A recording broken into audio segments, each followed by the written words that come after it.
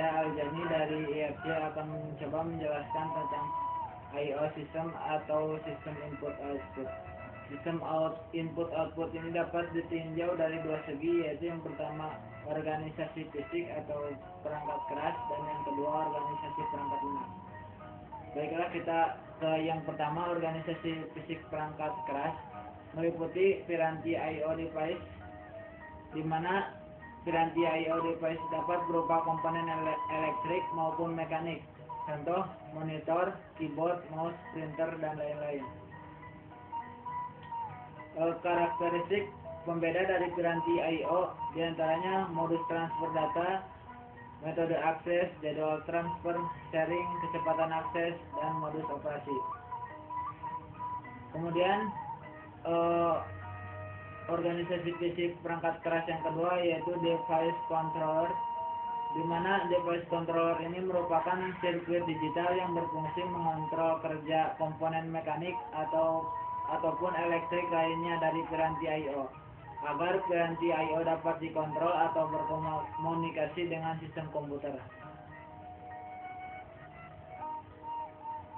di mana fungsi dari device controller ini sebagai pengendali digital atau atas piranti I/O, bertanggung jawab atas komunikasi data antara piranti I/O dengan sistem internal komputer, dapat berupa kartu rangkaian digital atau chipset yang biasanya terletak di mainboard, graphic controller, SCSI controller, serial dan parallel port controller, dan lain-lain.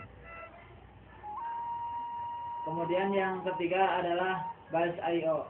Bus I/O terdiri atas bus data, alamat, dan kontrol. Berfungsi menghubungkan device controller dengan elemen internal komputer seperti memori dan prosesor. Terdapat juga bus I/O lanjutan atau ekspansi yang bersifat mudah dipindah-pindah atau movable dan umumnya terletak di luar kotak komputer, misal bus paralel, serial, atau VS2.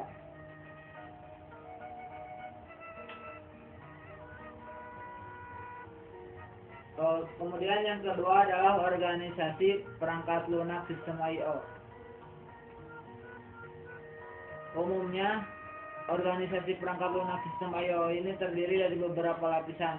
Untuk lapisan yang pertama adalah lapisan interrupt header.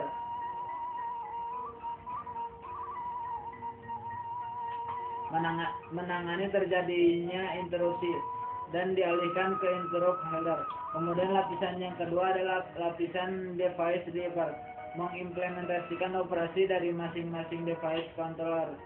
Yang ketiga, lapisan subsystem I/O atau kernel I/O, menyediakan antarmuka atau fungsi I/O bagi sistem operasi atau aplikasi. Untuk lapisan subsystem I/O ini, untuk lebih jelasnya nanti akan dijelaskan oleh rekan saya. Kemudian lapisan pustaka I/O aplikasi, mengimplementasikan pustaka pengaksesan I/O atau API, Application Programming Interface, bagi aplikasi untuk melakukan operasi I/O.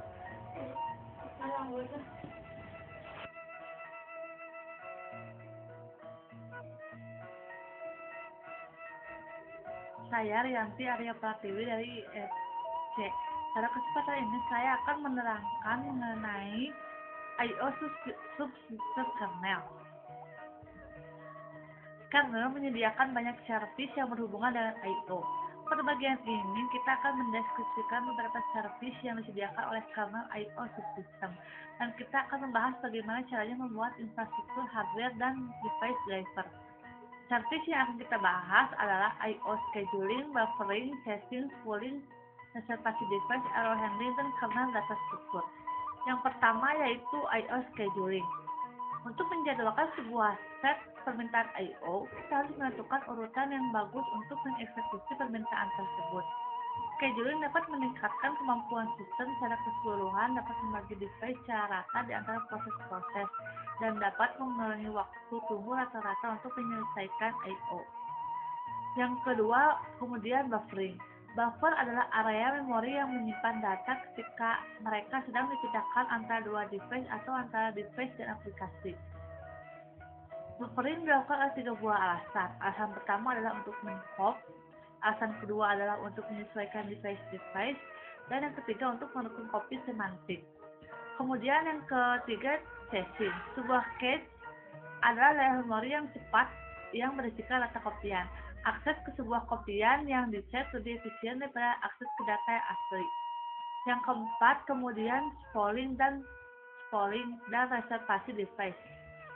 Sebuah spool adalah sebuah buffer yang menyimpan output untuk sebuah device seperti printer yang tidak dapat menerima invalid data stream. Walaupun printer hanya dapat melayani satu pekerjaan pada waktu yang sama, beberapa aplikasi dapat meminta printer untuk mencetak tanpa harus mendapatkan hasil output mereka tercetak secara bercampur. Sistem operasi akan menyelesaikan masalah ini dengan mengintercept semua output kepada printer.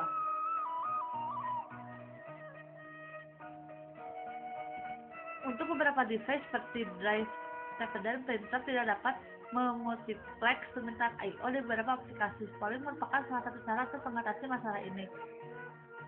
Beberapa sistem operasi menyediakan dukungan untuk akses device secara eksklusif dengan mengalokasikan proses ke device ilegal dan membuang device yang sudah tidak diperlukan lagi. Kemudian yang kelima, error handling. Sebuah sistem operasi yang menggunakan proteksi numeric dapat menjaga banyak kemungkinan error akibat hardware maupun aplikasi. Device dan transfer I/O dapat gagal dalam banyak cara, bisa karena alasan transient seperti overload pada network maupun alasan permanen yang seperti kerusakan yang terjadi pada disk controller.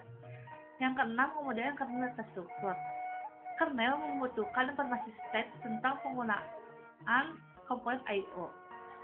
Kernel menggunakan banyak struktur yang karakter device dan aktivitas I/O lainnya.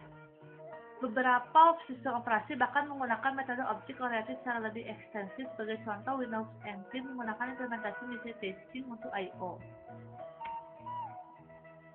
Kemudian untuk materi selanjutnya akan dijelaskan oleh Saudara Noviani.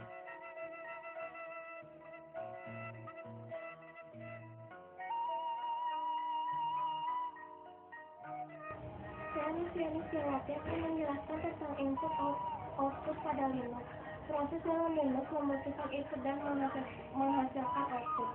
Dalam konteks Linux, input dan outputnya adalah keyboard, layar, file, struktur data kernel, peralatan input atau output lainnya, atau network.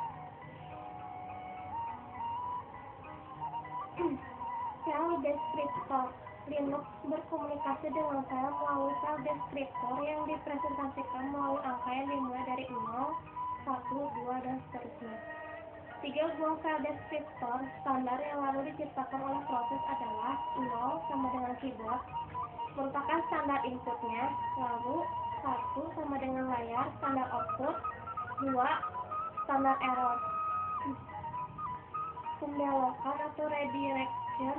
Pembelokan dilakukan untuk standar input, output, dan error, yaitu menghasilkan file descriptor dari 0, 1, dan 2. Kemudian mekanisme pipa digunakan sebagai alat komunikasi antar proses. Input, proses 1, output. Proses 1 menghasilkan output yang selanjutnya digunakan sebagai input oleh proses 2. Hubungan output-input ini dinamakan pipa yang menghubungkan proses 1 dengan proses 2. Kemudian filter. Filter adalah utilitas yang dapat memproses standar input dari keyboard dan menampilkan hasilnya pada standar output. Contoh filter adalah large, short, grade, style, fase, dan lainnya. Demikian pembahasan dari kelompok kami.